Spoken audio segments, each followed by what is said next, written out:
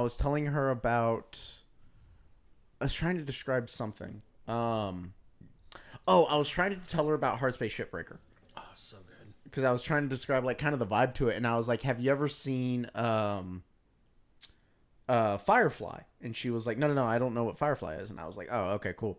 And so I kind of just like glossed over it, and then I just happened to mention, I was like, "Yeah, it's kind of like Cowboy Bebop if you know what that is." And she was like, "Oh my god, I know what that is. I have watched literally every episode. That is one of my favorite shows of all time." And I was like, "Oh my god." Well, it's a fucking classic. It is. But no, it was just one of those things where I was like, how do you not know Firefly and yet you know what the fuck Cowboy Bebop is, of all things? And so then I ended up telling her about Daddy Fat Snaps and his rap about Cowboy Bebop, where he keeps the original Tank instrumentals in it, but then changes it up. By the way, if we want to open up our coffees now, we can finally do that. Hallelujah. Thank God. Oh, that was tasty. Oh, yeah. There we go.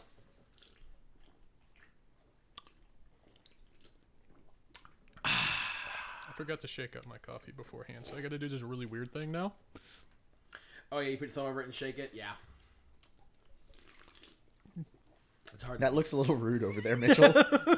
Or just like, this is getting started. It's fine. Keep going. It's going to be jacking off an elephant's dick. It's a weird circular motion you got going there. It's not about the speed, it's about the pleasure, okay? Motion of the ocean.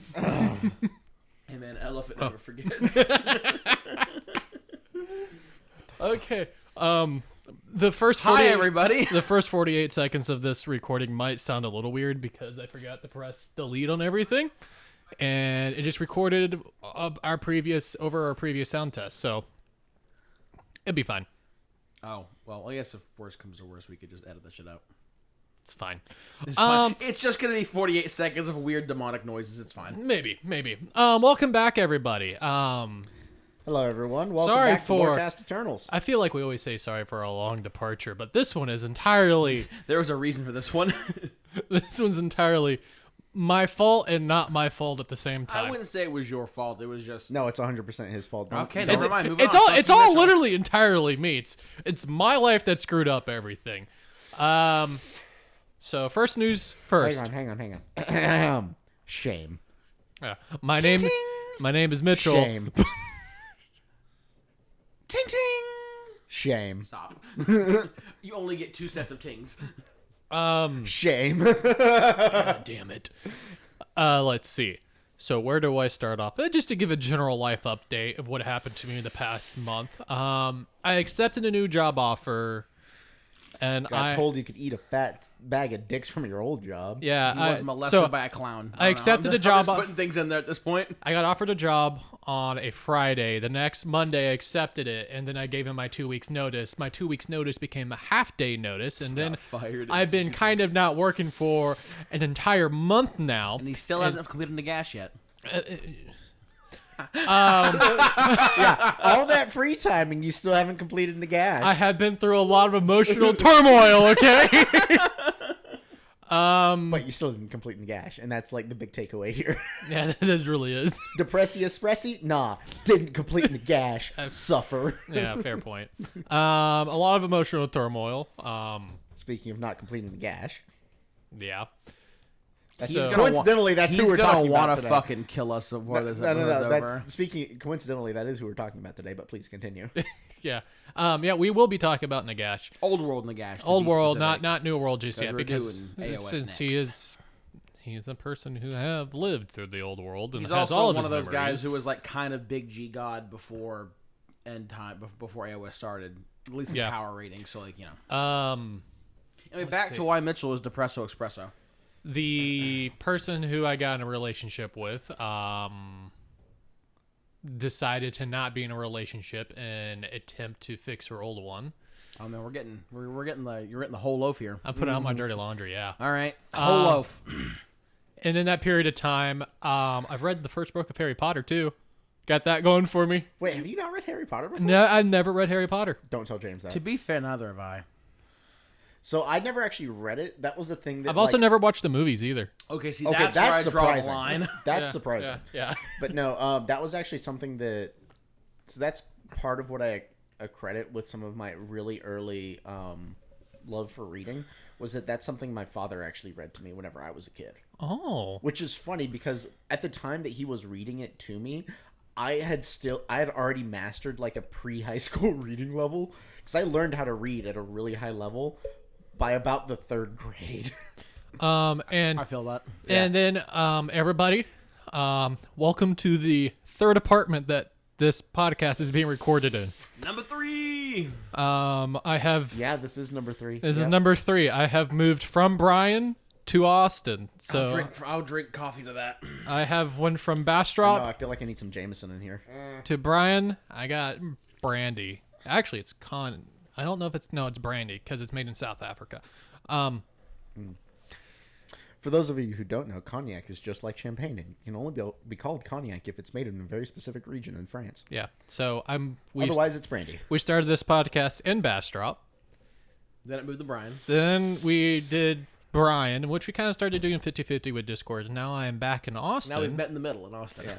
I'm going to be honest. If we're going to be in Austin more often, that cuts down driving time for me by like a lot. Yeah. So we can do a lot more in person again. I think you knock off a slow 30 minutes of driving just for being in Austin. No, round trip wise, I knock off something like 3 hours. Well, it's an round trip. It's an hour 30 from Waco to Austin. Yeah. And it was how far was it from Bryan? From Bryan, if a straight shot, if I went to go pick you up, it would have been an hour for him. Huh. But it takes me 2 hours to get from Waco to Bastrop, and then it took an additional, let's just call it an hour and a half for easy math to get to Bryan. So that was a 7-hour round trip. Mm-hmm. Now it's down to a 3-hour round trip. So I'm actually locking up. I am lopping off about 4 hours. It is going to be considerably less miserable for you to do these things. Yeah. Also, like, there's a fucking amazing ramen shop, like 10 minutes from here. Oh, God. You're fucking welcome. Yeah, me and Mitchell found that baller ass. Oh, by the way, everybody, well, the cans that we opened up at the very beginning was not beer. It's actually our favorite coffee drink of all time. UCC coffee. So, yeah. UCC coffee. To give you all a little bit already empty. Yeah, because you cracked that thing open and probably drank half the fucking can. Stop shotgunning your coffee. So this goes back to the time before we even started this podcast. Where I just had to point out that Mitchell was bearing his soul about like how it's been hard. Now it's like, yeah, fuck but no you, one gives a shit about alcohol. that. Oh, or remove coffee. Fuck Mitchell's feelings. I start my juba. Start my juba. Oh my God, it's a stroke. How long's it been? I start my new job. I think that's the first one of the year. On this Monday. Nice. So, and I'm.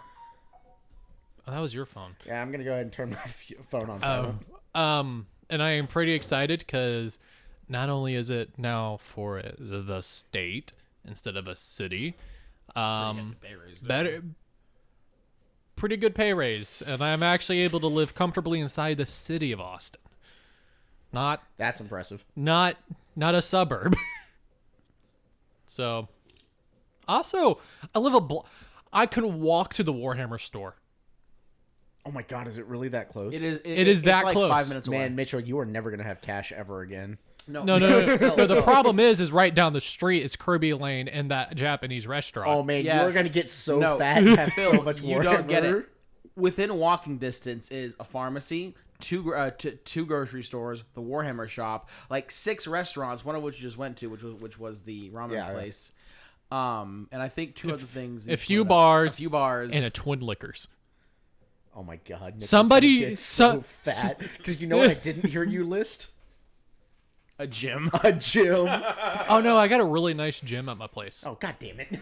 Also, there's a gym right across the street too. Fuck off. There's a Target there too. Somebody's going to geolocate my reference. So there's a Japanese convenience store nearby too. Where we got these is like 3 minutes away. But yeah, I'm living the high life because this is also the street that I grew up off, pretty much. Yeah. So this coffee though, this goes back to the days before the podcast, where Jacob and I worked in restaurants, and I worked in downtown Austin, and we would. So Jacob and I would come into Austin on our off days, and we'd go to this little hole in the wall called Daruma Ramen. Spend too much money, eat too much noodle, and drink too much beer. Well, that was the thing, is we never spent that much money. And smoke too much hookah. Oh, yeah. That we did. So we'd come into Austin. Rip the Casbah. Yeah. Yeah, we'd come into Austin. We'd go to Daruma down on 36th, and we would eat just a massive amount of ramen. And he went to go steal a cat. I think that's exactly that is the stealing cat waddle. That is exactly what that is. That's exactly what that is. We're waiting to see if we're right. Yep, that's the bestest. Wish I videoed that. But while we were there, one of the things that they had this Japanese coffee called UCC coffee. And it got to the point where Jacob and I would walk in the door, sit down at the bar, and without saying a single word, they would bring us 2 UCC coffees and then 2 bowls of ramen. Extra spicy, extra egg. They knew us by name. Yeah. No, they didn't know you by name. They knew you by soul. There's a difference. That really Goddamn right. And at one point, my mentor, who worked at the restaurant that I was working at, was also working there at Daruma, and so he'd stand behind the counter while making ramen and just like chatting me up and talking to Jacob, and we'd shoot the shit for 10 minutes, eat ramen, and then we'd get off of there and we'd like waddle back to my car, and then we'd drive over to Guadalupe and go hit up the Casbah over on like 29th, I think 27th or 29th, somewhere around there, and yeah, then we'd have a shitload of hookah and we'd make an entire day out of it. We'd stop at Daruma. I miss the like I don't smoke, but I miss the Casbah because it was dope tea. Yeah. Though I found the Moroccan mint. They have it at Central Market. That does not surprise me. And I can't stop drinking it. I love it. I'm just happy. Yeah, it's really good tea. The happiest man alive. Even with all my emotional turmoil and my lack of job the past month and financial instability at the moment. For the next month, because I get paid once a month. Well, so no, that's something I was talking to with one of my instructors about. And he was like, yeah, it is so weird going from getting paid bi-weekly to getting paid once a month. And I was like, yeah, you're really missing that third paycheck, aren't you? And he was like, you have no fucking idea. I miss the third paycheck so much. Nothing felt better than the third paycheck. Oh, yeah. Yeah. Because whenever I'm about to be a cash person. Cash. Because it just be like, let me go to the ATM. Let me grab out like the money I'm going to spend for the week. I guess I'm not going to spend any more money for the week. Yeah. Yeah, that was one of the things that he was telling me. It was really hard for him going from working for GE to working close to for... your mic. You put yourself in this predicament. Get up here. He's asleep though. Okay, we should probably get to the episode somewhat. Do we have to, though? We've been at this for 13 minutes now. I think we can make it 30. It has been a hot minute. But yeah, we no. can go an hour and a half. Yeah, this entire delay has been... Joke's on us. We're actually turning this into a 2-parter. The first part is just going to be a life update with all of us. Well, hold on, Mitchell. Would you like to finish why your life sucks? Dude, moving into this apartment complex sucked. Because you saw how far that walk was. So many stairs. It's a first floor apartment, but you have to go up. Yeah, you're in the part of Austin that's more hill than flat. And it's pretty rough. Yeah. Dude, but the pool here is so nice. Yeah, next time I come here, I'll bring my shorts and we'll go swimming. We'll also, get here earlier. It'll be easier with, actual sunlight. Yeah, I just wasn't expecting traffic. I should have known better, but I was not expecting traffic to be fucking miserable. So when I called you, me and Mitchell were sitting in, and we're driving to here, and I call you, and Mitchell looks at my face, I'm talking to you, and I hang up the phone. Mitchell's like, he ain't even left yet. I'm like, he ain't even fucking left yet. Even take your His shower ass ain't gonna be here till fucking 7:30. Bro, okay, I've been watching Warrior Nun, and I watched the first season and I liked it. And then I realized they came out with the second season, so I've been binging that. And I just threw on episodes, and I was like, yeah, it'll be fine. And I was reading up, and I was doing my research while I was at it. And then I looked at the clock, and I was like, oh, it's like 4:20. Oh, wait a minute. Wait a minute. Hold up. Real shit. Anyway, so back on to Mitchell's incompleted Nagash. I mean, Nagash, the topic of our episode today. I mean, but both is right. Oh, God, don't even fucking started. Look, Elvia, it's been over a fucking year. Dude, no, it's been... My job sucked. It was January of last year. I worked for 40 weekends last year. Just don't. And I got told I didn't work hard enough, okay? As I give the most Mitchell response ever. Just try harder. Yeah, you're right. I need to be more. Just be better. Yep. I need to be more, be better. Don't suck. Yep. Look. All I'm saying is, you can't be as much of a fuck up as one of the guys that my instructor used to work with, who cost GE over $250,000 on infusion pumps. Jesus Christ. Oh yeah, it's great. It's okay. I didn't hit I don't know if your airplane cat's wing. Confused or what, but like he is struggling over here. Remember at transit, there's a reason why the buses are no longer allowed on the tarmac. Oh yeah. Somebody hit a plane with a bus. Yeah, I remember that now. Yeah, like one of the few things you're not gonna win the battle, a plane, and you chose to run into a plane. Wasn't he also in a Dorito? How the fuck? Wasn't it in a Dorito? I don't know. How the fuck did that happen? Because it wasn't it the Doritos, only the Doritos that went out there. No, or was this back during the time when we would actually drive out onto the tarmac? This is the period of time we would drive out onto the tarmac. Oh, okay. Yeah, that's kind of dumb. Oh How God. The fuck did that situation even become possible? Dude, so that the amount the people who drive buses at A&M, like just bad. Sir, I want you to look behind you where there's the cat. Okay? That cat's smarter than half of them. But he's known for being stupid. Exactly. Yeah. And that is not an exaggeration. Hey, Mitchell, you want to tell him about the time the guy drove all the way to downtown Bryan trying to get to fucking Blinn?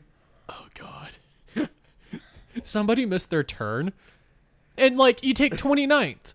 You I don't even live in Bryan, and I know that's stupid. Like, Taro turns into 29th, and 29th takes you all the way. You pass Blinn on 29th, and he just passed it, and he blew past I don't know, and he didn't call in for a reroute until he got to downtown, which is 2 miles away from Blinn. you just going like, what the hell? Excuse me? Calls back dispatch. So, where the fuck am I? Yeah, because that's one of those things that they teach us that's one of the first things you learn as a bus driver is if you don't know where you are, stop the fucking bus and call into dispatch. The bottom of your feet are sandpaper. Yeah. Get like a palm thing. I need to do the thing. Yeah. I normally do it once a month, but it's been a couple months. I keep forgetting to do it. I got into the habit of putting lotion on my feet. Anyway, Nagash. I just keep my feet that moisturized. Feels weird though. I feel like that would feel really weird. You get used to it, and then you get to a point that you just can't. You just got to do it. You got to do it. You just got to do it. My feet to be squishy and slippery. Do it. All right, sorry, Nagash. Yeah. Yeah, we've killed 18 minutes. Welcome to the Bone Daddy. This is the Bone Daddy episode where we go. Shall not well, no, this is before. This is before he's Bone Daddy. This is when he's Voldemort. Correct. I mean, yeah, you're not wrong. Yeah, so this is Old World Nagash. This actually really isn't going to be a super long video. We're not going to get hyper detailed with this because I think we're going to talk more about fucking what's his tits? Alakazar or something like that. Alakazam! Yeah. Shit, what is his name? I think it's Alakazar. Hang on, my phone's refusing to load. Well, while Phil does that, we're gonna be hitting the. Give me your phone. I'll put in the Wi-Fi. No, it's okay. I'll just deploy my packet actually, sniffer shit. and- I don't No, because the service here sucks at this location. Which is actually funny because I have 3 bars. Shit, mobile coming in. No, clutch. I have 5G. No, same. It just sucks here. There we go. But if anything, we're going to be hitting the key points about how Nagash went from a mortal to the absolute fucking douchebag he is today. We're gonna he's always been a douchebag. I mean, fair. But we're going to be hitting all of the key points about how that journey happened. We're not going to get super detailed, mainly because our AOS Nagash episode very well may turn to a fucking 2-parter. Just because fucking Nagash and AOS does some wild ass shit. Who knows? I may have painted him by then. Fucking yeah, honestly. You know what? Honestly, if like if we do end up doing AOS Nagash as a 2-parter and like the ending of the second one, you're like a fully painted Nagash, the Discord might actually shit themselves. Yeah. Like one of these days we're just gonna do a bonus episode about the Silent King. No, do a no. Our very first live episode ever, like where where you can see our faces and shit. It's gonna be 30 seconds, and it's just gonna be you presenting a fully built-in painted Silent King, and everyone's going to collectively have an aneurysm and fucking die. That's exactly how that is. Your Wi-Fi called the Winds of Magic? Yes. It's amazing. No, Mitchell, I'll just deploy my packet sniffer and then steal your internet password. Okay, no, I'm very concerned because I just saw someone's Wi-Fi temporarily called the dark hidden place kitty hospital. Yeah. And I'm really concerned about that fucking name. I really wanted to do both of them, like our typical boat, or my typical both, because I always do Winds of Magic because it's such a clever name. But I also really wanted, but there's no like 3.2 or something like that. It's only 5G on Google Fiber. No, that's a router thing. That's not a... Yeah. So I can't do the 2. It's just only 5G. No. That's what I mean though. Is that like the 2.4 thing? That's a router setting. I don't know how to get into that router. Literally all you have to do is go into your router and set up the... Ow. But I need my Slanesh BDSM club. I was going to be like, yeah, man, Slanesh BDSM club is a classic. However, I have to say my favorite is probably the Mecha Dildos. Wi-Fi names get wild. Part of my networking class is that I've been helping the instructors set up all the different networks that we've been using because we have no internet in the building right now. So we've been doing everything strictly over local access networks. Please fucking tell me you named one of your college fucking Wi-Fi's Slanesh BDSM club. No. But one of the things that we've been doing is one of the instructors I've been helping set this up. He has a master's degree in networking. And so I've just been learning from him like everything, and it's been fucking wild. Oh, like he has an app on his phone that literally lets you scan Wi-Fi Wi-Fi broadband signals. You want to hear something creepy that I didn't realize? But we're going to get to the episode real soon. Mm-hmm. If you name your Wi-Fi and have the exact same password, mm-hmm. and you completely change routers, and you create that Wi-Fi to be the exact same name and password, the computer would just automatically connect. It doesn't matter about IP address or anything. Shit. That's what my computer did. Hell, my phone did it too. So there actually is a reason for that. It's because the IP address, it doesn't. And my PS4 did it, and my. Yeah, it's because most commercial routers, the IP address that it assigns, it's all the same address. Mm. Most commercial routers, if I remember correctly, their base setting for IP address is. Do you want a beer? 169.254. What kind of beer? Sapporo. Is that dark? 50.1, no. I want to say. I'll give it a try. Okay. Actually, you want a beer? Here, I'll grab it. What is it? Sapporo. Oh, fuck yeah. I've got a 6-pack in my fridge right now. 3, please. Is this a beer you do beer, salt, and lime, or just drink the beer straight? Just drink the beer straight. It's Japanese beer. Gotcha. I just don't do dark beer, so. Yeah. It's not. It's a lager. We should really got to start with this episode. We actually have made this 23 minutes now as an intro. Yeah, but you got me started talking about networking. Please stop. No. Please stop. Yeah, if I remember correctly, the base IP... Bailiff! Bailiff! Flatten his dick! It's whack his pee-pee, not flatten his dick. Come on now. But no, if I remember correctly, most commercial routers, their base IP address is 169.1 or 169.254.50.1. My lord. Thank you. Anyway, so back onto Nagash.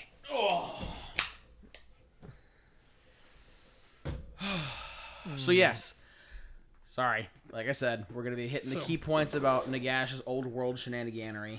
It's actually not gonna be super long. Like there's a lot that we can go into for old world Nagash, but it's just kind of unimportant when it besides just this is what he did to get as powerful as he is. Oh fuck. And past that, it's just cool. It's just Nagash being a prick. Yeah, what the fuck did you do to this beer? Shake it? No, I just grabbed it. Beer almost exploded on me. I shook it. But no, really, the entire point of this episode is to give the basis of understanding of why Nagash is who he is, and why Nagash acts like Nagash. Moving on, because really, this man, he's just a dick. So, he really is. Okay, ironically, so Nagash was born. So obviously, Nagash was born Nekaharan, which is the alive version of the Tomb Kings. They were the Nekaharan if you're confused and you don't know old world, fantasy Egypt. Fantasy Egyptian zombies. Yeah.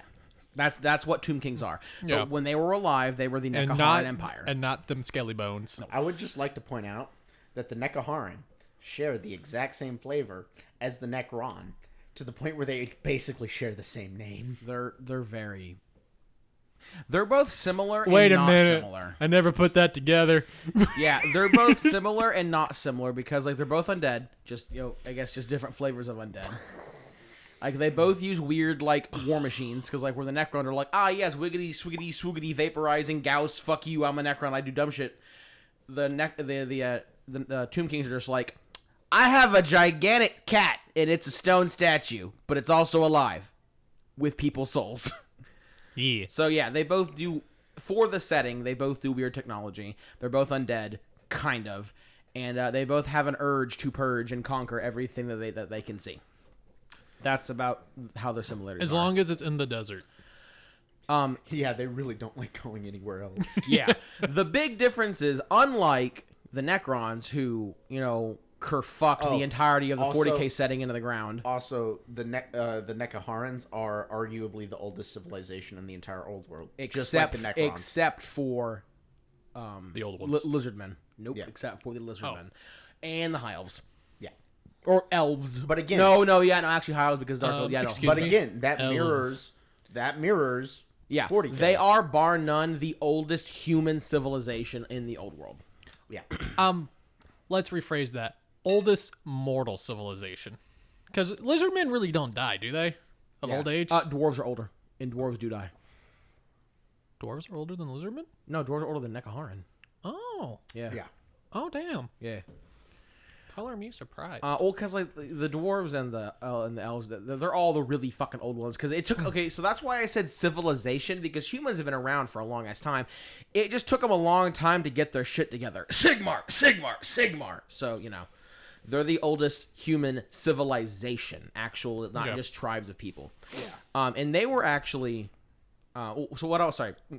Going backwards, unlike the Necrons, who completely and totally kerfucked the 40K universe in the ground. If you don't know what I'm talking about, just Google the War in Heaven for 40K. The Nekaharan actually didn't cause too many problems. They had a very large and prosperous empire, and they would expand, and then they would fight. The other big they would fight with lizardmen occasionally and like take ground. The other and things big thing like is that. their populations never got super big because, like Nekahar at the end times was a barren wasteland. In the time period long before the end time, it was a barren wasteland. Well, hang on. But during the times of mortal Nekahar, it really wasn't much better. Okay, so you could grow food and things like that. Well, it's literally Egypt along the Nile. Yeah, so the river, I think it was like it was like the river Vatu or the river Vitae, like Vital. Yeah, that river was why the Nekaharan Empire existed, because it's the Nile. Life grew on the banks of the river Vitae. That was it's just Egypt. I think it's Vitae. But Vitae. Yes. But yeah, it was a lot better than a barren wasteland, but compared to like the fertile grounds of like Ulthwain or the fucking Empire, it definitely wasn't anything near that level. But for an absolutely fucking barren desert, it was pretty good because it's just Egypt. Just think of ancient Egypt. That's the breadbasket of the ancient world. That's the comparison. So, but yeah, they didn't do anything head-ass. The most head-ass thing that Nekahar ever did was be responsible for Nagash. But like they didn't cause some big world-ending war. They didn't decide to fight the old ones because they were angsty. Once again, War in Heaven. Just look it up if you don't know. The one big thing that we gotta really start a 40K podcast was this. Don't say that. Don't say that. I'll fucking do it. You do it. I'll do it. The big thing about Nekahar that really is important to this story is that they had what was called the mortuary cult. and the mortuary cult was how they dealt with the afterlife. Yeah, that was the cult surrounding their dead and things like that. So again, they had their version of immortality and things like that. Going back to ancient Egypt, this would have been the priest caste who was in charge of the Book of the Dead and seeing your soul off into the afterlife. So like everyone knows the Setra does not serve memes. Setra was like the greatest king in Necron history up until Alakazar, but we'll talk about him later because it's kind of on the fence of who's Alakadzar or something like that. He gets on the fence. Alcatazar. Thank you. It's on the fence whether or not he's greater than Setra. But so Setra was actually before Nagash. They compare the two. Yeah. So Setra was actually before Nagash. Setra is better because Setra does not serve. Exactly. I mean, technically, neither did Alcatazar, but like, He was simping for Neferata for a little bit there. Look, he broke his chains. That's all I'm going to say about that. Also, he is Khaleesi, the breaker of chains. A little bit. Actually, I think he's more like Darrow. If you get that reference, I have binged 3 books in the past week. Weird random fill things. Look, I've gotten sucked into this book series, and I've cleared the first 3 books in a week. How long is that book series? 6 books right now. I'm not sure it's done though. There might be more. Can you send me a link to it? So, if I remember. No. That's Jess. Jess doesn't know about this one. Oh, okay.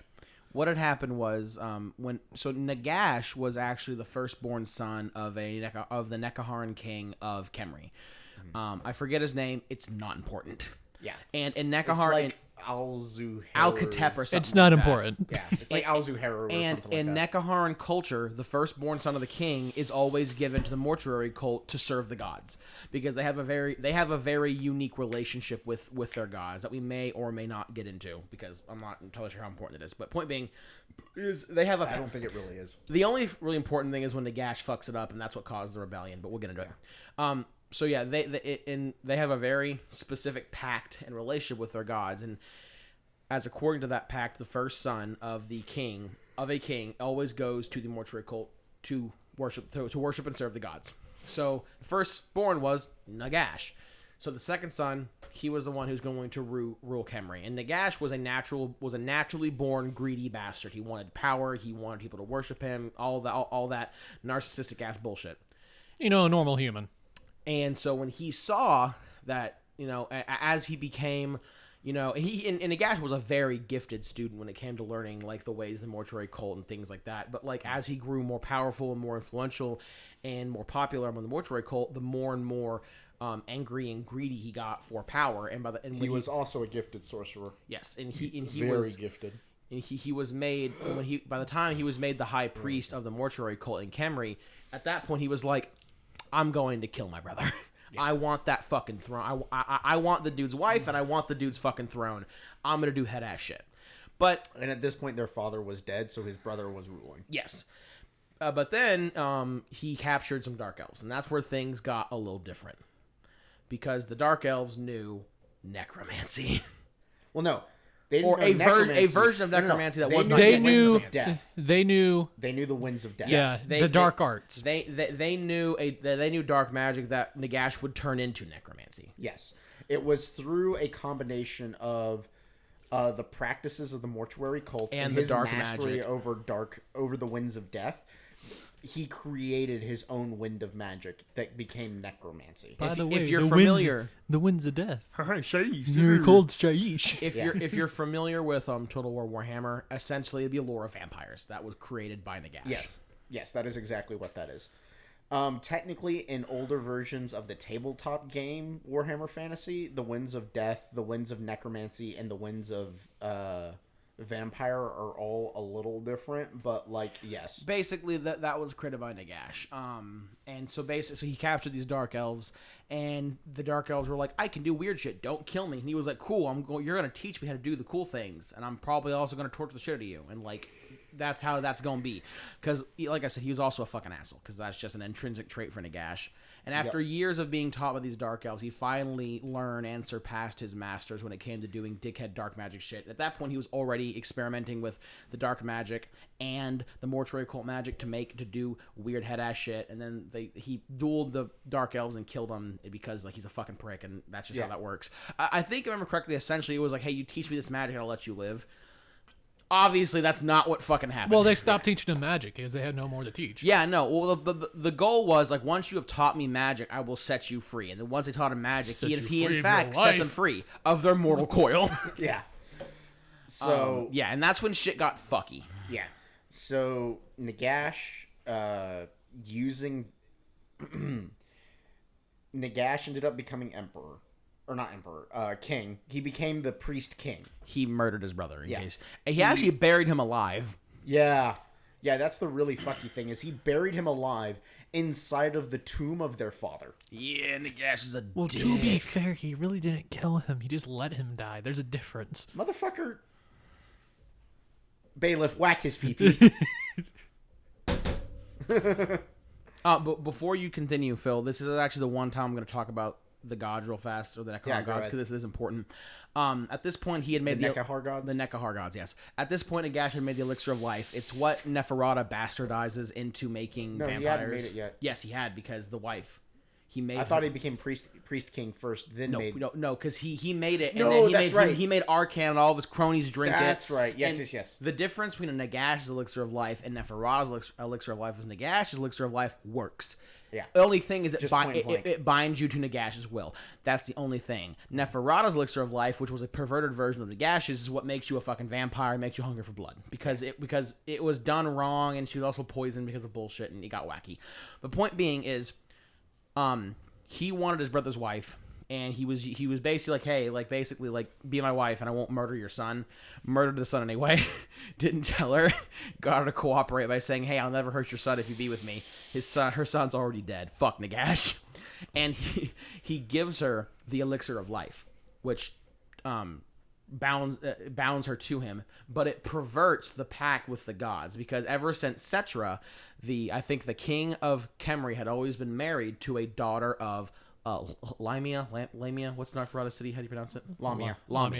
They were called the daughters of the sun. They had always been married to them. And when he gave her the elixir of life, he perverted that contract, and the gods were like, nope, and they revoked their contract, essentially, which meant all the mortuary cult priests could no longer use their magic unless they powered it with their own souls. And that's what caused them to rebel against Nagash. They were like, oh, well, we have to literally kill ourselves to cast our magic now because Nagash is a horny prick. Yeah. Basically. That sounds about right. But yeah, so Nagash does all this. He becomes the priest king, and in doing so, corrupts the pact with the mortuary cult. Pisses everyone off. But he is now immortal. The elixir of life makes him truly immortal. Quit playing footsies, you two. I'm not playing footsies. I'm touching your fucking foot off my leg. I will whack your pee-pee, motherfucker. Anyway. Would you like a 5-iron or a 3-iron? I'm gonna take the. I'm actually gonna take the. Driver? Thank you. Hey, Mitchell, where's your gun? Honestly, I don't know where the Glock is at the moment. It's somewhere. Mitchell, that's not a good thing to say. It's in one of those boxes. Bruh. Jesus Christ, how big is the head on this thing? That's what she said. Yeah, it is. Actually, no, that's what Mr. Hand said. Oh, God. If you get that joke, I'm sorry. Jacob, did you catch that? I didn't hear what you said. I said, no, that's what Mr. Hand said.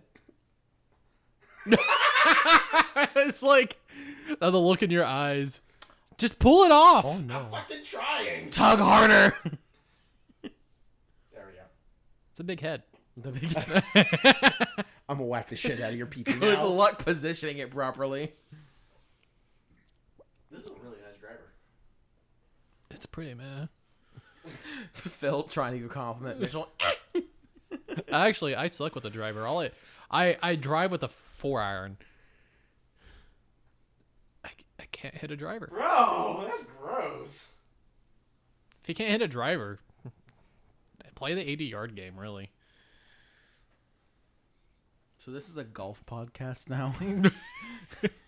Much to Mitchell's disdain. If anybody wants to go play golf, just hit me up. I like playing golf. I'll suck, but guess what? There's no other sport that you can go get drunk. There's that golfing bar in Bastrop. No, that's a driving bar. Oh, okay. Yeah. It's not a golf bar. Golf bars are referred to as clubhouses. No. Anyway. But no, so Nagash takes over, and Nagash just starts doing all kinds of head-ass shit. So he starts constructing his Black Pyramid.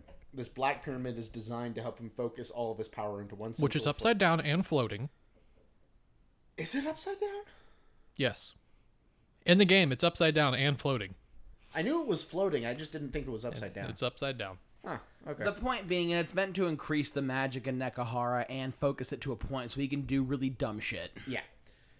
Anyway, so he starts building this, and then he runs out of materials, because Nagash is a terrible fucking king, and does not give a singular fuck about his people. Which is funny, because he could be a really good king if he actually tried. He's just such an egregious fucking dickhead. He doesn't care enough to actually build a proper fucking kingdom. He's so fucking concentrated on having all the power and being the strongest that he doesn't give any thought to statescraft. Can we talk about his vision real quick? It's so aggravating. What he really, like, his entire point is, like, he wants to kill the entire world so he can be free with his mind. He is a petulant, screaming child who wants to be the strongest, and the only way that he'll ever feel stronger than everyone else is by killing everyone else, which is the absolute bitchiest way to go about that. You want to know the funny thing about that, though? He'd beat Chaos. To be fair, that's a good point. Oh, no, Techless beat Chaos. Anyway. He fucking would have. Yeah, I'm not. No. You know who else would have? Cetra. He does not serve. I thought you said B-Gut, and I was like, my boy.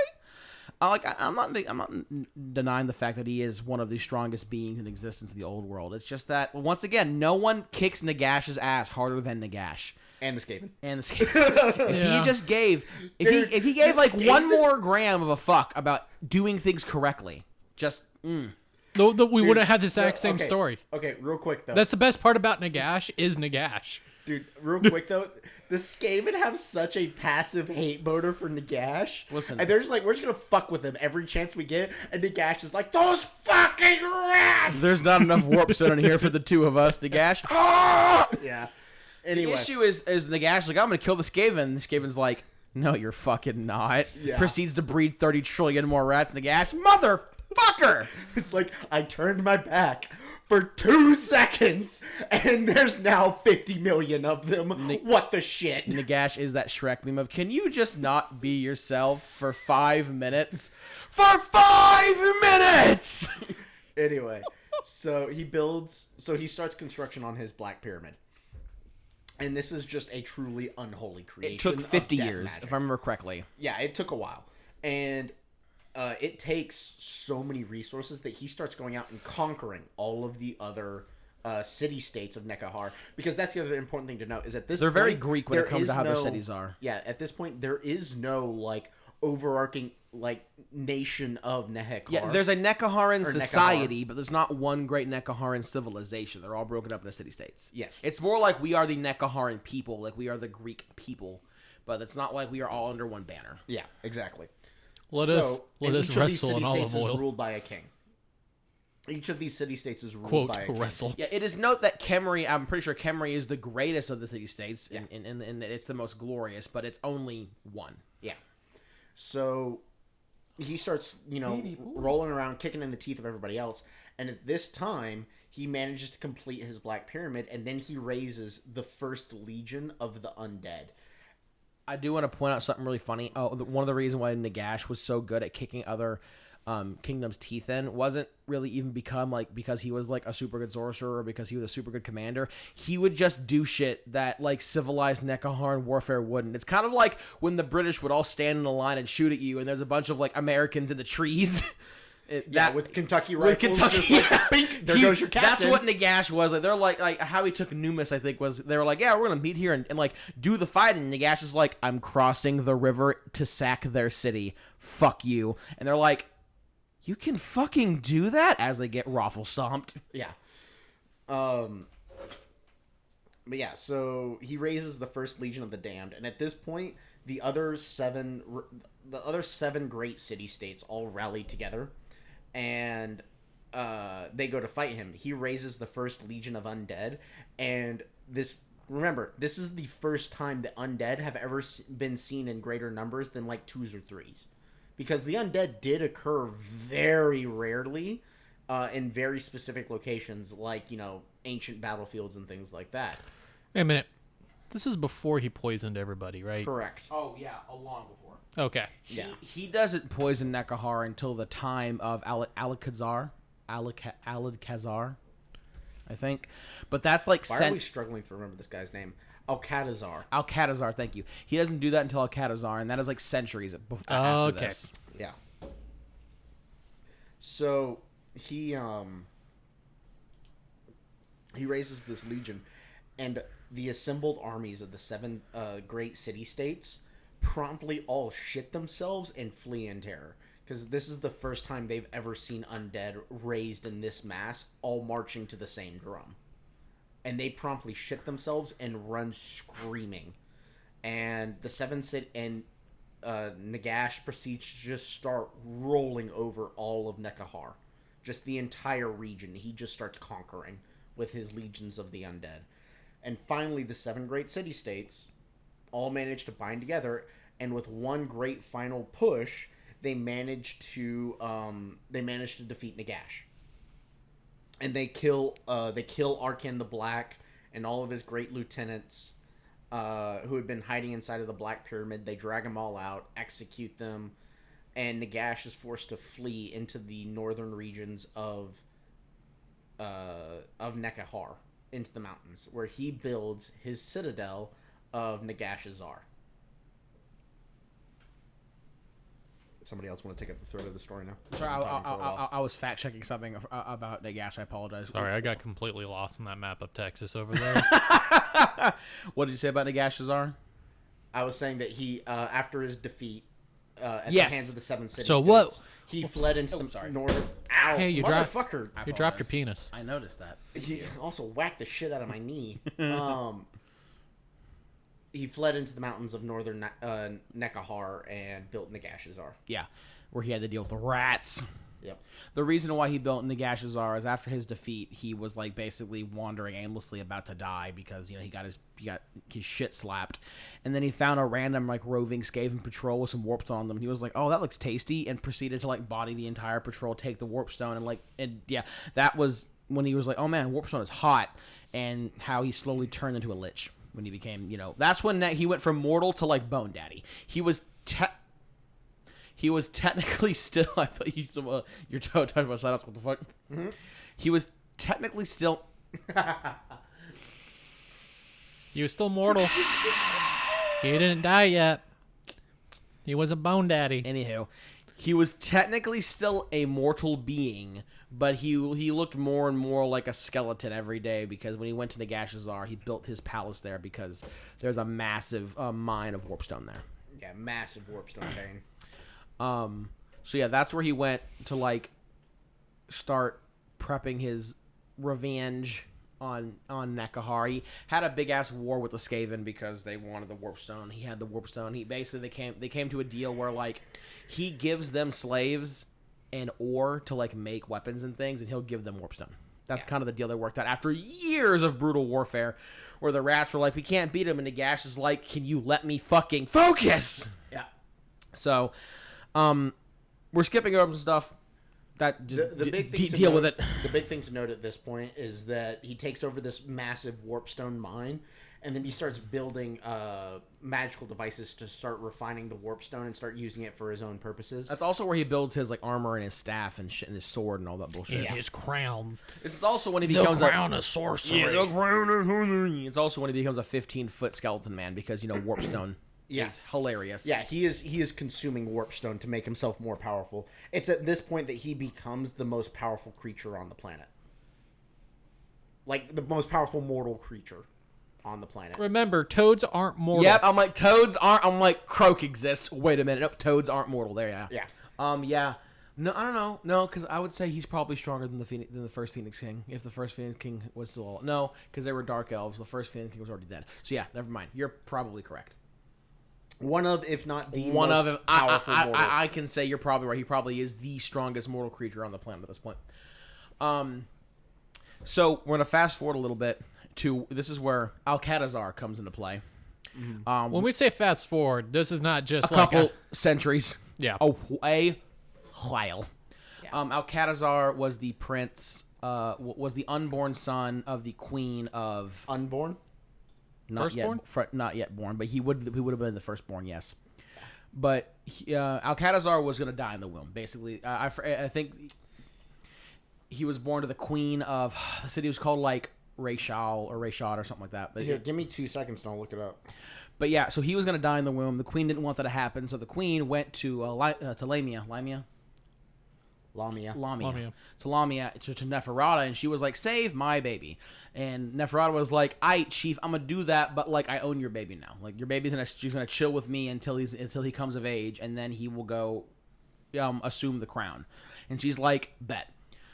So what Neferata does is she gives some and the elixir of her version of the elixir of life to Alcatazar while he's in the womb, and that heals him and gives him and that lets him like be born alive. And I think that's also when he also has like an unusually long lifespan because of that, because once again elixir of life. Yeah, and he stays with it's given to her mother and to get to him. Yeah. And so he's not afflicted with the bloodthirst. Not fully. Remember, kids, if you don't want your kids to be vampires, become a vampire before you give birth. It's like, what is it? This problem could have been prevented with a condom. Anywho, he stays with Neferata for 50 years. Once again, like he has extended lifespan, so 50 years isn't like super old for him. Learning all of the statescraft and war and battle tactics and shit that he can. Because what Neferata wants to do is basically turn him into her partner. I think her actual like lover. Yeah. And then create a Nekaharan empire for him and her. Because at this point, she is still a Nekaharan person. Like that city is still in the Nekaharan empire. So, our civilization. When you really think about it, that's very impressive how far that empire expanded. It goes from the desert across the Badlands, curves up. Yeah, it's pretty fucking big. Yeah, at this point, the Nekaharan, like people, their culture expands all the way from basically the southern Arctic edge, all the way up to where the border princes currently are. Past that, because God damn it, I keep fucking this name up. Lamia. Lamia is it's like snake ladies. Yeah, so Lamia is Lamia would be farther up there. It's past Khazar Karik. It's just on the right side of the mountains. Would that be modern day, like basically their empire Caucasus Mountains? To give you an idea, their empire spanned, to put it in modern terms, their empire spanned all the way from sub-Saharan Africa all the way up into the Middle East and into the steppes of southern Russia. That's how far their culture. If I'm correct, culturally, Nekaharan owned 1/4 of the old world. Yeah, culturally, and that's if you're including Grand Cathay, which actually wasn't ever in the game. It's only in like Total War and in some lore. If you're not including Grand Cathay, like a third, if not a little more than a third of the old world was owned by Nekaharan civilization. Yeah, but then if you start adding in Grand Cathay and the New World with the Lizardmen are and shit, it's more like 1/6. Well, no, also Grand Cathay and what's Mountains of Morn? No, again, it's one of those cultures that you never hear about on actual tabletop. Oh, Id? Huh? Like Id? Maybe? The lands of Id or Nippon? Because Nippon is Japan, essentially, and Id is India. Yeah. Yeah, if you're adding in all of that, if you're counting the expanded if you're counting all of that as old world, they had about, I would say, a solid 1/4 of the old world was under Nekaharan civilization. Yeah, a fifth, maybe a 1/4 to a 1/5, which is still a lot because old world was fucking large. That's fucking massive. Yeah. So, anywho, Neferata was trying to groom him to basically be her partner and rule over Nekahar, and she was going to do head-ass vampire shit. He ultimately found out she was a vampire and didn't like that. He fucked off and did a bunch of bullshit and like came into his own power and went and like united. You go boy, oh my goodness. He's like, let me fucking go, please. Sorry, Mitchell was torturing the cat. He unites Nekahar to go attack Limea. Did I fuck that up again? Can we think about that real quick? Did I fuck that up again? Lamea, not Limea. No. Why? I cannot get this city in my head for some fuck reason. I know how it's pronounced, but every time I go to pronounce it, my brain's like, what? Lamia. Lamia, motherfucker. Jesus. I'm probably still fucking up. Whatever, Lamia. Sorry, I'm just... It's so bad. I'm having a Mitchell moment over here. But basically... You didn't hear it, did you? No. Oh, God, it was bad. Was it that bad? Phil's blowing holes in the toilet, apparently. Anywho, Alcatazar gets all of the Tomb King, all of the Nekaharan city-states to send armies, and forms this massive army, and they basically blow up Lamia. Can we talk about this real quick? Like they steamroll it. Can you really think about this? Entire premise is that you are now going to attack the person that gave you life, and you're like, first of all, Neferata does not look bad. She was known for her beauty. Okay, that's her. Known for facade. That's her facade. Whenever she was like, here, drink the elixir of life and become a vampire and do head ass shit, he saw her for what she really was, and he was like, oh my god, and it terrified him. Okay, fair point. But it's like, this is the facade is she's a very beautiful woman, but this is also the person that saved your life, raised you. You're pretty much going against your mother, who also wants to bone you. Okay, we're not talking about that. We're not talking about that. The point being is Alcatazar had Sigmar energy. He was very much a light in the darkness. He had a very strong moral compass. He knew what was right and wrong. And when he saw something that was like, oh man, that's fucked up, he just knew morally that this was not right. So whenever Neferata was like, here, drink the sauce and become the vamp and do the headassery, he was like, fuck that. And he saw Neferata for what she was and realized that she's manipulating this Nekaharan city and has machinations that could extend and hurt, that could extend out over the entirety of Nekaharan's civilization, and it can harm lots of people, and he wasn't with that bullshit. Because he was just a bastion of light, essentially. Just he himself was. So he gets there with the massive Nekaharan army, which was a combination of all the city-states armies, and after a pretty grueling fight, because I think at this point he actually manages to pull big Cetra energy. Yeah, and he unites all of the city-states behind him. Yeah, that's after he becomes a high king, basically. That was after he had gotten all the cities together, and they blow up the city. He fights with Neferata. They almost kill each other, but they don't quite die. She fucks off. He goes back to Nekahar. He becomes the High King of Khemri, and then goes on a campaign and unites all of the city-states under him. I think he's the first king. Again, which is very impressive because that's 1/4 of the world. Yes, he unites all of the Nekaharan cities under his rule. It's like Alexander the Great. He does make a Nekaharan empire. And I think Cetra did the same thing. I forget if Cetra built an empire or if he just did lots of concrete shit. I forget. Oh no, Cetra has more names than Khaleesi herself. Point being is he's known as one of the greatest Nekaharan rulers of all time, up there with Cetra, if not better. It depends on who you talk to. Mm-hmm. Then Nagash happened. Yeah, the only reason you could argue that Cetra is better than Alcatazar is because of what's about to happen.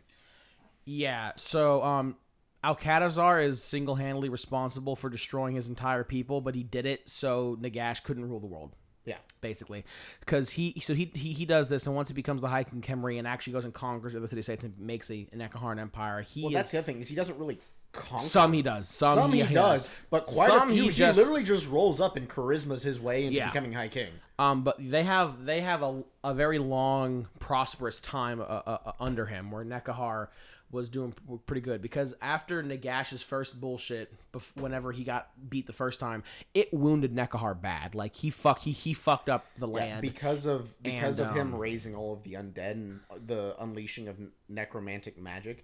It really hurt Nekahar's ability. Well, on top of how many resources got drained to build the pyramid. Yeah. But the magic soaking the land, it did corrupt the land. Yeah, the land was corrupted both financially and material-wise. Almost the entirety of Nekaharan civilization was just fucked.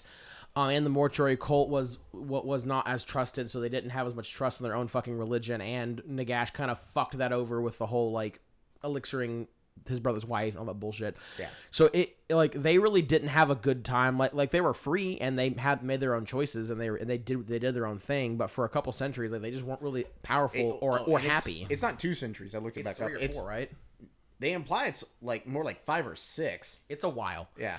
But under him, they're able to grow prosperous, like the times of old. They actually do have a good time. Yeah, and and then fucking Nagash shows up. Yeah. Well, before that, the one important thing to note is that whenever Lamia is conquered by Alcatazar, I wouldn't say conquered. I would say burnt to the fucking ground. Point being, a lot of the vampires manage to escape.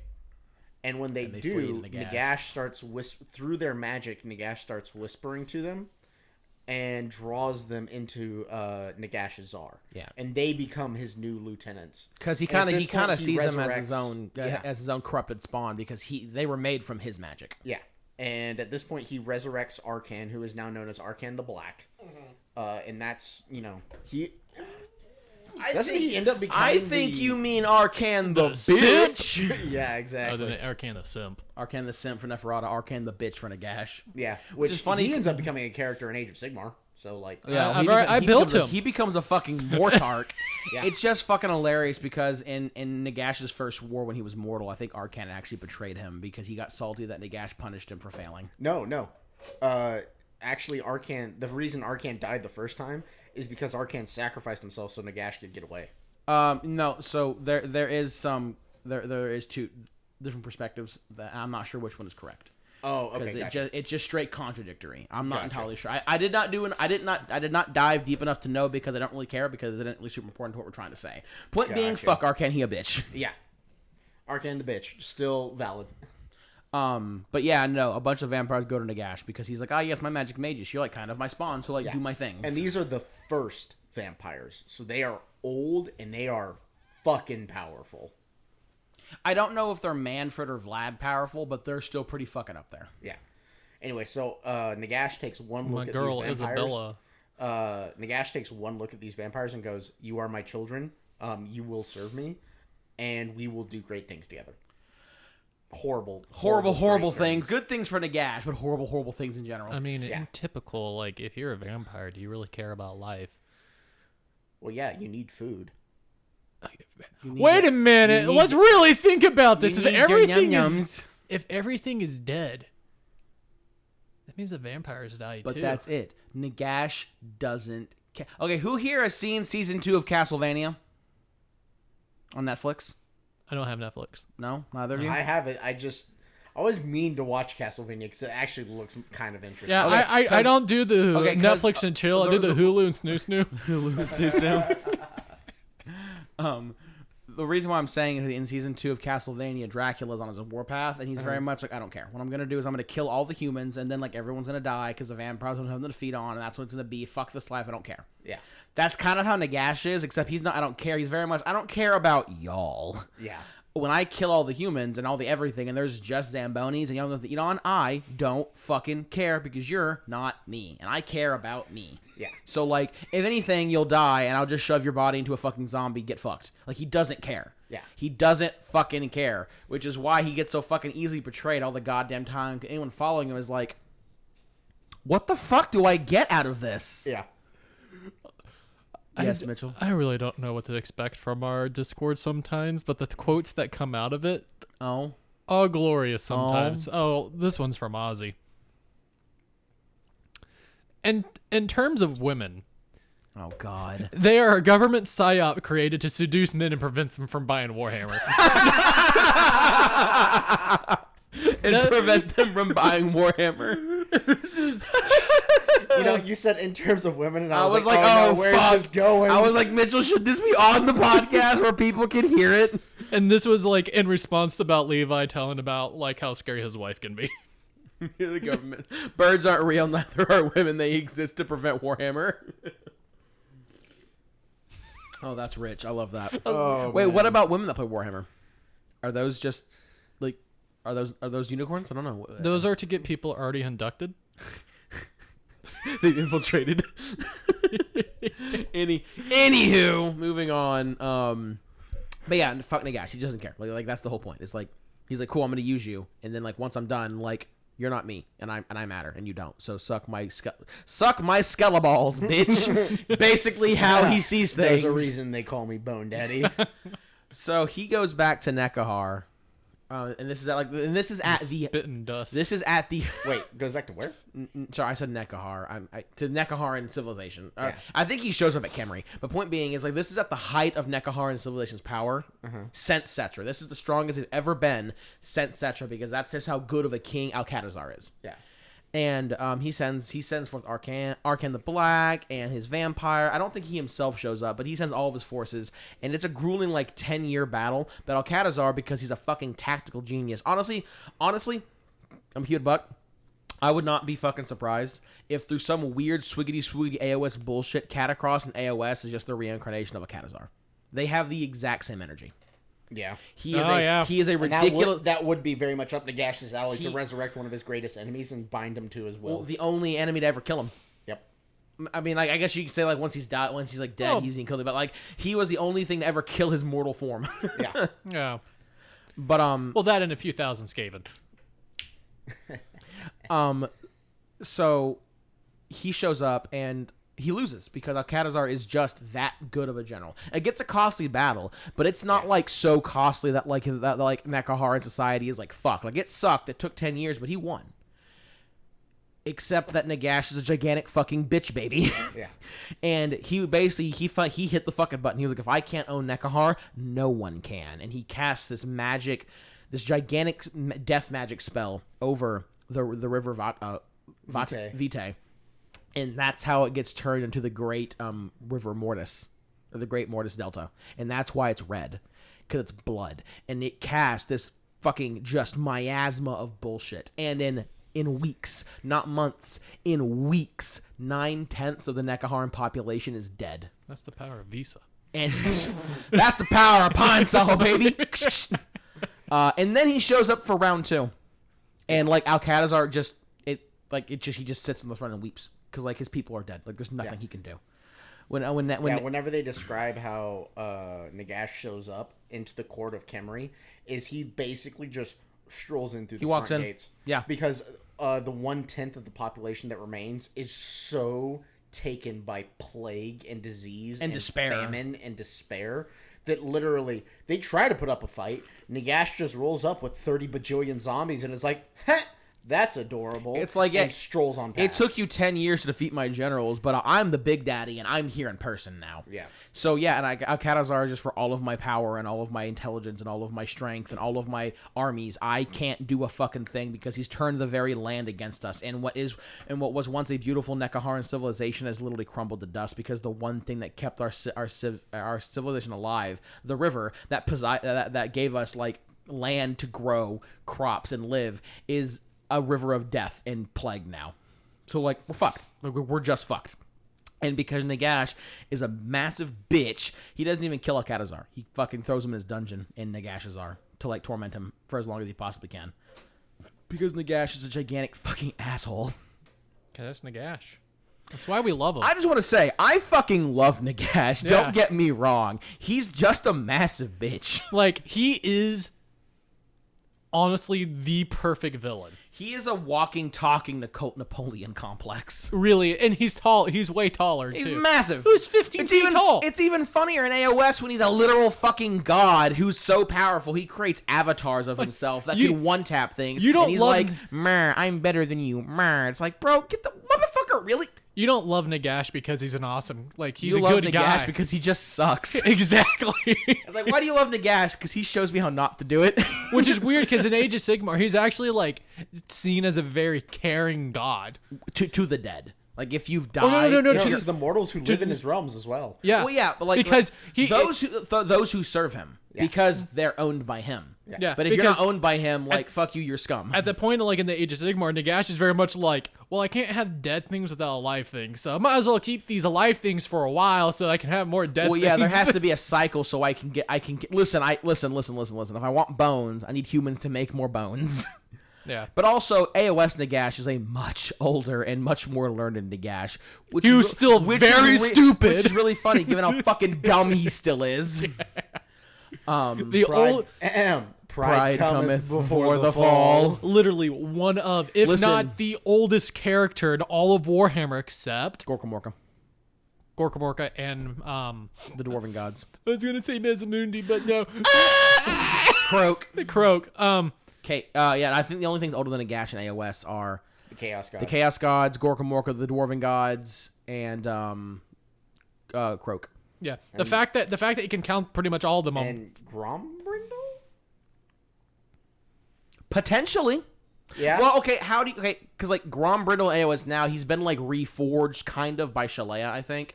So like bodily wise, no, but like spirit wise, if he still remembers. I mean, bodily wise, Nagash is pretty young at that point. That's fair. I would say if Grombrindle still remembers all of his old world shit, then yes. But if he like doesn't have memory, I would say no. But Grombrindle possibly. Point being, everything older than Nagash I can count on one hand.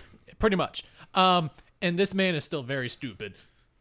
It's just insane for how far he. Okay, what is it that Trump says? He's nothing but an intellect build. There is no wisdom. There's no there. whiz. Well, no. What is it that Trunk says in DBZ Abridged? More than I thought, less than you think. How much is he growing? More than you thought, less than you think.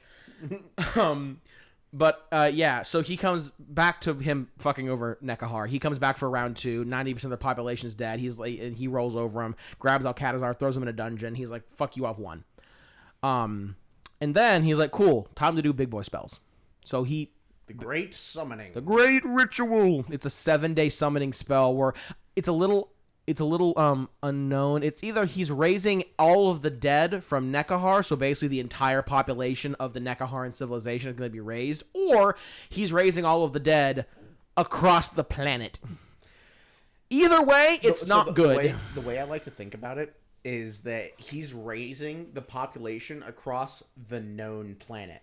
At this time, basically the known planet is really the Nekaharan people. And maybe some like Lizardmen shit, because I know Nekahar did fight Lizardmen occasionally. Yeah. So, but either way, whether it's the known world or just the world, it's a problem.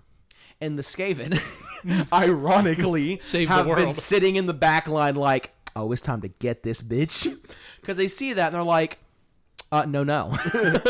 That's not good. No. We need to stop this. Yes. So, this is when the Skaven do something kind of fucking hilarious.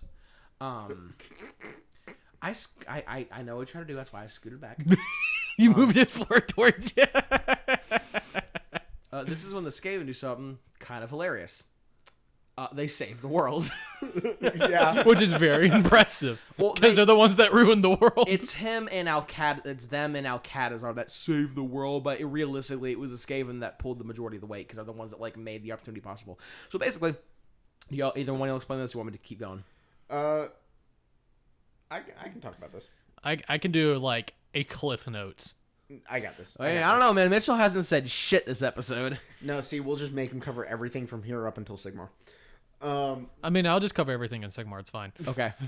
No. He has to one-man the entire AOS episode. I'm cool with that. I don't got the comedic relief.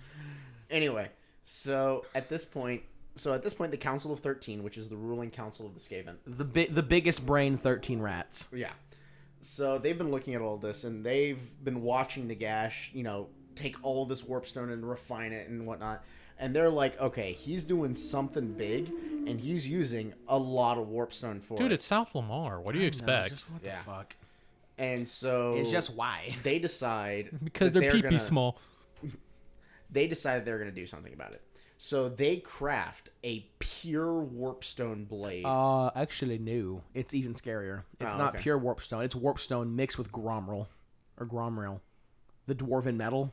The spicy dwarven metal. Oh, I didn't read that part. Yeah, they fucking mixed it with that. Jesus. Yeah. Anyway, well, do you want to go ahead and explain what that is real quick? Yeah. So basically, it's a warpstone. I think it's pronounced Gromril blade, with runes carved into it that are so powerful that if you look at the runes, it'll kill you. If you read them, you'll die.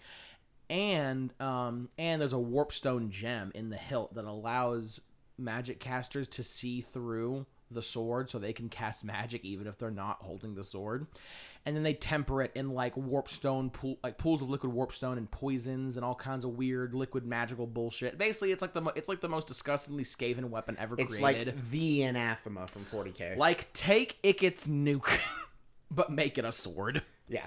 Anyway, so they craft this truly vile blade. And the whole thing about it is, basically, if you use it, you're almost certainly going to die. Like, the sword will kill you. It's just kind of that's just how it be. Yeah, that's the price you pay. On the other hand, this sword can basically kill anything. Yeah, I think its whole thing is, like, literally nothing can stop it. No ward, no armor, no magic, nothing save maybe the actual gods themselves can stop this blade from giving you a good stabbing.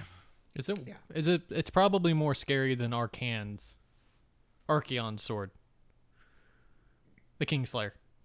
I think it's on par. Potentially, I'm not entirely sure what the Kingslayer does. Besides, like, Archeon has dunked him with his nuts in Veronite. Fuck you. That or Bellacor's sword, where it's like literally cuts your soul. I would say at the very fucking least, it's as bad. Yeah, it's up there with those blades. Honestly, I would say. What balances out? I would say this sword is actually more powerful. But what balances out is you can use those two swords without fucking dying. You cannot use the Fellblade without fucking dying. Yeah, because that's like the whole point. Yeah. So they make this sword and they give it to Alcatazar, and they free Alcatazar from his dungeon. And this is like on the 7th day at the height of the ritual, and Nagash is about to win, and Alcatazar walks up and fucking shanks the shit out of him. Murders them. So this is another point where like the lore gets kind of confusing because I read it's on the 7th day, or I've also read it's after he's already summoned it, but he's like super tired and gassed from doing it. Yeah. I just like to imagine he walked up to them and it just went like, "The North remembers." Him sitting there, Nagash, was the post-nut clarity worth it? Stink! He just stabs him. Anyway, point is, he kills him, and he prevents the spell from being completed as it's intended, but there is so much energy already gathered that whenever Alcatazar kills him, all that energy is released, and that's what turns the entirety of Nekahara into the Nekahara into just the blasted wasteland of undeath that it is. Yeah, it was already kind of done with the river changing, but that was like the final nail in the coffin. Here's a question: at what point do zombies become skeletons? What percentage of flesh is decomposition rate? Because like Total War, they're like jippy old skeletons with a shield and a sword, but like all the zombies are just. Every time I see skeletons, no, I've got it. Do you still have a desire for flesh? That's the difference. So you gotta wait until the brain rots away. Well, no. When you no longer have a desire for flesh, that's when you're a skeleton. Every time I see a skeleton walk in Total War Warhammer, in my head, it's just like spooky, scary, because they walk like rattle me bones, like they're high-kneeing it whenever they run. It's hilarious. A quick little comment: when Alcatazar was fighting Nagash, because it was an actual fight, it was short but it was vicious. Two of the 13. Of the Council of 13 actually die protecting Alcatazar because they're casting spells through the gem while he's fighting Nagash. The 13 strongest rats in current Skaven society were just lobbing spells, like defensive wards and shit around Alcatazar while he was fighting Nagash, and 2 of them fucking died in the process. Oh, there's one thing we forgot to mention. I find that hilarious. There's one thing we forgot to mention. The Books of Nagash. I was going to mention that at the end because they don't play a whole big part, except like they're there. No, they actually do. So it's during his time as the high priest, Nagash's time as the high priest, before he kills his brother, that he creates the 9 books of Nagash. They're considered the 9 most potent necromantic tomes ever created, ever. Literally, just having them gives you power. Yeah, and or murders you. Yeah. And the reason they're important is because the reason that Neferata becomes a vampire and learns to recreate the elixir of life is because her predecessor steals one of the books. Well, funny. No, I think her predecessor steals all 9 of them. No, it's one. It's one. It's one. Yeah, that's how potent. And these the predecessor is her brother. Yeah. But yeah, no. Even in AO, he even has the books in AOS. Yeah, for those who don't know, the books of Nagash and AOS. Them bitches are from the old world. But yeah, they're just They are his 9 personal grimoires of necromancy. Basically, if you are a basic bitch Humi and you read the 9 books and don't fucking die, you can cast Nagash's magic. Yeah. It's not going to be on the same power level, obviously. You don't even have to read all 9. You just have to read 1, and you'll have access to some of his magic. Every tome, if I remember correctly, every tome gives you the power to cast one of his spells. It just gives you a very in-depth, detailed version of how it works and how to do it. Yeah. And if you read all 9, you will have a complete and total knowledge of the array of necromantic bullshit that he can do. Yeah. It's just that, by the way, that's the reason why he can cast 9 spells in Age of Sigmar. Now you have to be strong enough to do it and, not get murdered by the books and yada, yada, yada, yada. Yeah. I could do it. No, you fucking No, I'm just trying to do the zombie apocalypse energy. It's like, I wouldn't be dead. I could do this. I would live through that. I totally would. I could do it. But yeah, so Alcatazar kills Nagash. It's hilarious. Fuck that guy. Ironically, in all of Nagash's shit, whenever he resurrects, he never has his right hand because Alcatazar cut it off. Yeah. That's why he has to have the whole gauntlet shit that he wears. The talon. Yeah, that's like a permanent wound on his soul essentially. Is he don't get a right hand. And then Alcatazar goes back to Nekahara and dies because he is super depressed because he's literally the last living Nekahara in existence. Yeah. And he steals Nagash's crown. He throws the Fellblade into a chasm, and Nagashazar, the Skaven, recover it. He grabs Nagash's crown and just runs to Nekahar, and then just dies. I think at the Great Mortis Delta. I think is where he dies. No. He doesn't run. Because remember, they're in Nekazar this entire time. No, they're in Nagashazar.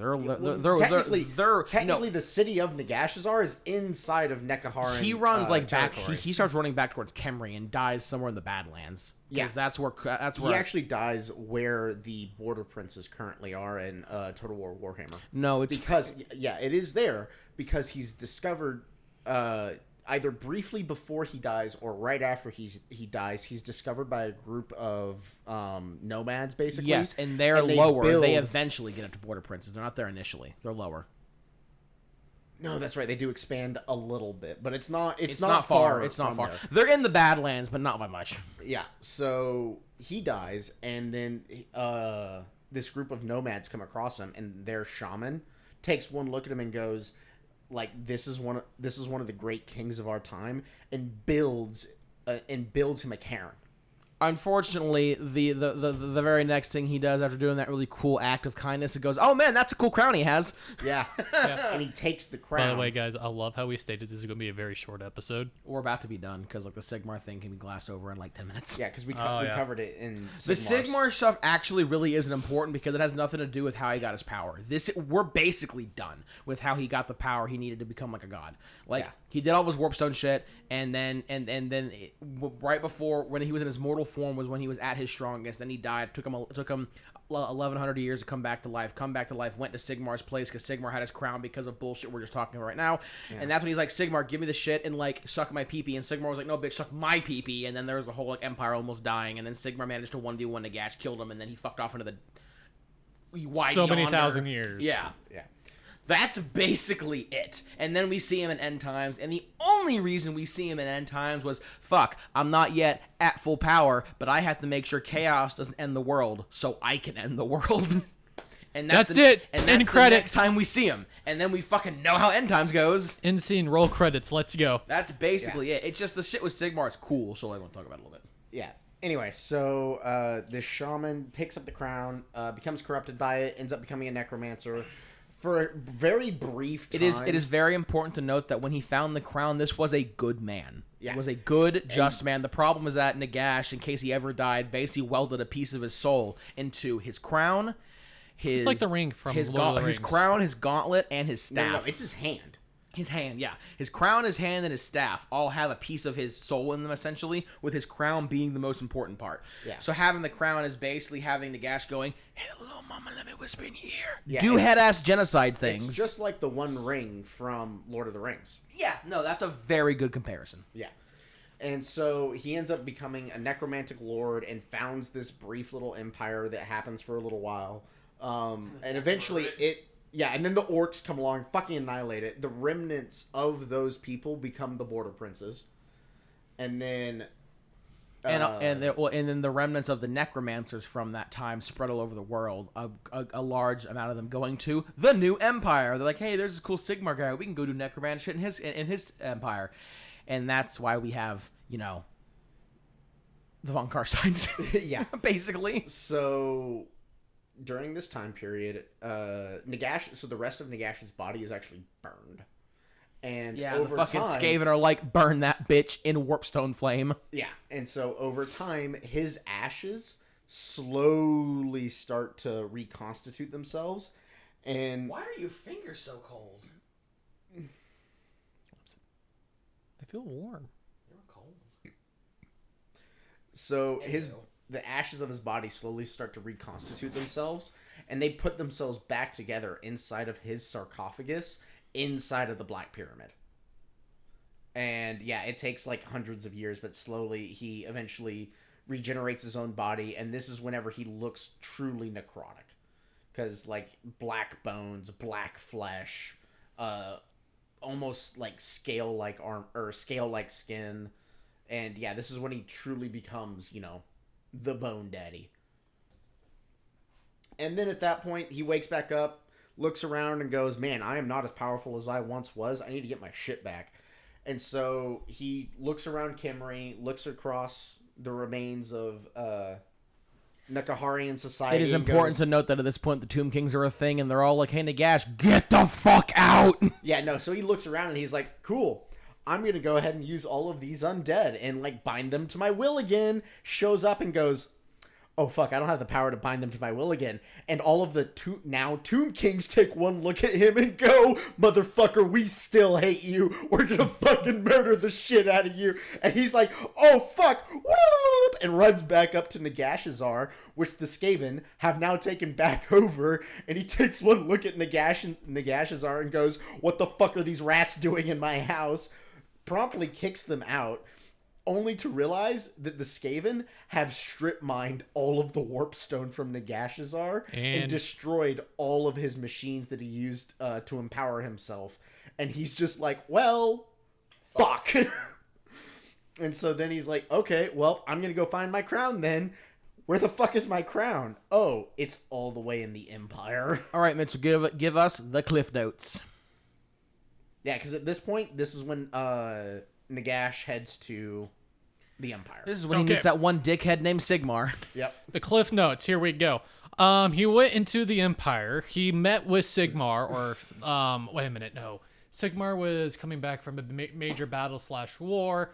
Nagash kind of walked into a building, if I remember correctly. He absolutely almost pretty much murdered everybody in that entire village, empire. I forget what city it was. Because one important thing to note is he doesn't have the power to bind the undead to his will anymore. He is still one of the most potent. Thank you. Potent sorcerers to have ever lived. Yeah. Kills Sigmar's only son. Meets with Sigmar after that and goes like, "Hey, give me my crown," or just like, "Hey guys, you have my crown. Can I have it back?" And Sigmar went, "I'm pretty sure you're evil. How about not?" I'm pretty sure after that they just kind of fight and kills Nagash again. Yep. Woo, Cliff Notes. Pro-human propaganda, Nagash actually won. But yeah, no, that's basically it. Is he does this massive fucking war against the Empire to get his crown back, and Sigmar does swiggity things and wins. It's actually the second book. I think is it the second or third book in the Sigmar 3-book trilogy.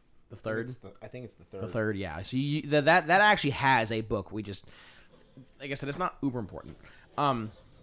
That's basically it. That's the story of how Nagash got his power. And then once again, we see him during End Times. And also, like, when he's dead, he's not actually dead. So he's plotting and learning and lurking and whatnot. So it's fair to say that he learned more shit. He's literally like Voldemort. He learned more shit while dead, probably, or planned better and yada yada. But like every time Nagash dies, since his crown survives, he just reconstitutes himself back inside of the Black Pyramid. The issue is it just takes him a really fucking long time. The only real difference is during End Times, he actually gets all of his shit. He gets all of his things of power, and he's as powerful as he possibly can be. Only way he'd be stronger is if he was, like, dead for Juicing longer, on warp stone. or if he had stayed dead longer to like regenerate more of his shit. But like in End Times, he has all the shit, if I remember correctly. It's just that everyone's like, hey, Nagash is a problem, and if we defeat Chaos, we're gonna have to deal with him. But also like we can't defeat Chaos without him, so give him his toys. Yeah. If I remember correctly, that's kind of how that worked. I might be wrong. Yeah, but... funny thing about... it's a bad problem right now, but we can worry about that if we live. Like, listen, we don't like Stalin, but this Hitler guy, yeah, he's causing some problems. So yeah, and then of course AOS happens, and at that point Nagash gets reborn because of weird AOS bullshit, and he's really fucking powerful now. And then he eats all the death gods in Shyish and creates the Mortarks from thin fucking air and. Blah, blah, blah, blah, blah, blah, blah. He gets a pretty big power boost in AOS because he just eats gods, and I think he actually eats some gods in AOS in End Times as well. I think he does some weird. He eats a lot of the death gods within Shyish. So because it used to be. We're talking during End Times. No, in End Times. Oh, never mind. I'm stupid. I thought. No, you are correct. That's during AOS. Y'all said End Times, and I was like Age of Sigmar, and I went. Yeah, basically every new death god and every old death god that survived End Times that managed to make it into the new world or into the mortal realms, they all get consumed by Nagash. Yeah, Nagash shows up and he's like, "Bitch, we eat." So, like, but he did some god eating in End Times and then kind of took that energy to AOS, did it again, got uber fucking powerful, and now he is like the Bone Daddy. There's other things that go involved with that. We'll talk about that in the next episode. Exactly. But yeah, I think that's it. That's it. That's the gist. One important thing that you might be asking us is why aren't we covering End Times? And the answer for that is it does not matter. No. This is an Age of Sigmar podcast, and fuck End Times. That is such a goddamn clusterfuck. I like your funny words, Magic Man. Exactly. And also, basically, all you need to know about End Times is that 99% of all the people died, and like. Guess what? Yeah, that's about it. They didn't win. Like, guess what? He wasn't one of them. There you go. Fucking moving on. Yeah. But yeah, so do we have any announcements? Patreon guys are awesome. Fucking love you all. We should have done not doing that in the beginning. Oops. Yeah. Whoopsie doots. Whoopsie doodles, my guys. Sorry for my life falling apart. But but it's good now. But reconstituting. You're in a better place now. I guess, yeah. I may or may not have a date on Monday. We'll see how it goes. Yay. But yeah. A date, you say? Maybe. That's it. So we'll see you motherfuckers in 2 or 3 weeks, I think. Hang on. Tell me more about this date. Oh, man. Bruh. He doesn't have to air out all... Do not fucking say a goddamn word because you don't know if she'll appreciate talking about this on the podcast, on the off chance she ever listens to this. Yeah. So keep your fucking mouth shut. No. Stop antagonizing him. No. What size shoe does she wear? Oh my fucking God! Stop. Man, if this of yours ever finds this podcast, listen, you are so boned. If she ever finds it, my name is Jacob, and I fucking tried. Man.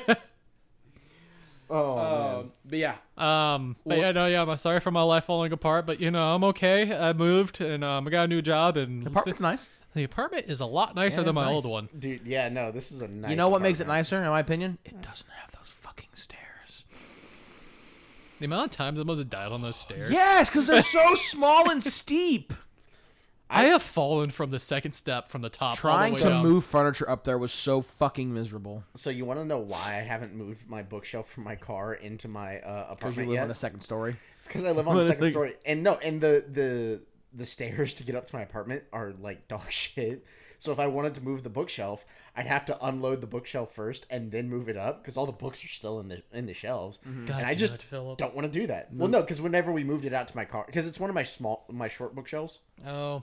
So, like, and it's like all the books are packed in there. Like, realistically, if he had someone else, we could probably move the bookshelf up the stairs with the books still in it if he had another person. The problem is, like, it's really hard to justify going all the way to Waco to move one singular fucking bookshelf when he can do it himself in 2 hours.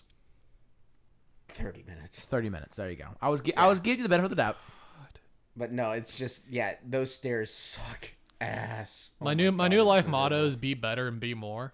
Guess what, Philip? Be better. No. Be better. Be more. Be more. No. Fuck you. No. All right. Peace out, that's homies. What I'm going to talk to my therapist about. Oh my god! Like, we don't know. I want to go home. We don't have to end now. We can go on our rants. Yeah, the episode's over. I want to go home and play Helldivers. No, this is not for democracy. I need to spread democracy. So that was actually something really funny that happened last week. Was that my therapist was all like, "Hey, we need to talk about things and like actually figure out why you're depressed." And I was like, "Oh, cool. Let's talk about Cowboy Bebop for 20 minutes." And she was like, "Yeah," because she's also a giant fucking nerd.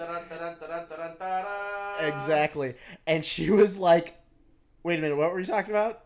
Wait a minute, we're supposed to be talking about your depression." And I was like, yes, I hit you with the old razzle dazzle. And she was like, "You need to not do that." And I'm like, "I'm sorry, but my ADHD won't allow me to do that." And she was like, "Yeah, the issue is that my ADHD keeps following you down the rabbit hole. We need to quit that." And I'm just like, "But the razzle dazzle." Over here, mood kindred. But yeah, no, it was funny as shit.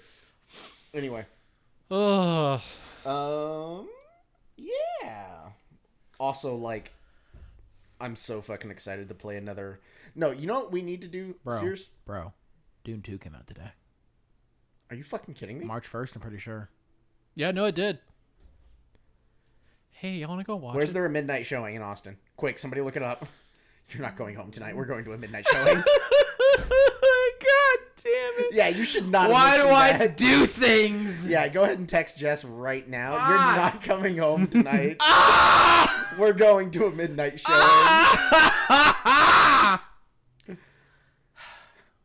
Stop the podcast. No. No. I want to go home. Bro, you're not going home. Because I can guarantee you, neither Mitchell nor I will drive you home. We will drive you to a movie theater, but we're not driving you home. Yeah, you're gonna give me. I don't think there's a midnight showing anywhere. Fuck! That would be kind of in surprising. Austin? Okay, I don't know. As much as I don't want to go right now, that's fucking surprising. Try harder. Yeah, seriously. Oh man, because like even back when we were in high school, Chestnut Square still had midnight showings of scary movies. Here, I'll look at Alamo Drafthouse. There you go. Oh man, but like if their AC's busted, it's gonna be ass. And like it's not summer yet. What's the odds of it being busted? Yeah, but it's Texas and there's humidity. What are the odds of it being packed full of people who want to see a midnight showing of Dune 2, and then it's gonna be hot. It's gonna be humid and smell like balls. Yeah, that's just like the movie. Oh.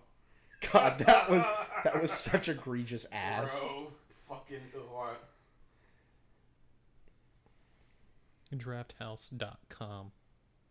All right. That is all, folks. Go ahead and end this. We will see you all in 2 or 3 weeks. We have to decide if we're going to stick to normal schedule or go or just go. We'll figure it out. Yeah, we'll let y'all know in the Discord. Okay, bye, guys. Peace out, people. Hasta luego. Doodles.